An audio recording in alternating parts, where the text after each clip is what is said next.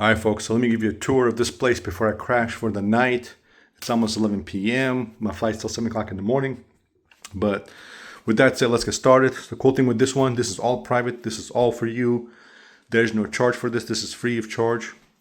You have a desk you can work out of if you like. You have a storage for your luggage, but mine is already in the locker, so you really don't need it, with the exception of stuff that you need in the room. Nightstand, one single bed. So amazing experience. I will tell you, I've done this multiple times. You have TV just for you. And my favorite, definitely, probably everyone's favorite, is going to be you have your own full private bathroom all to yourself. As you can see, I'm getting ready to sleep.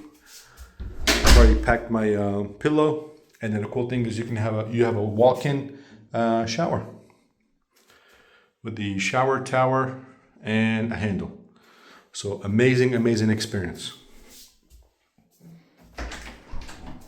And the thing that I'll tell you also with this one, this is actually a large size. So I think this one is actually made for, I think this is handicap, honestly, because this is the biggest I've seen out of all the rooms I've stayed at before. So don't expect it to be this big. So it's usually, probably half of this or so.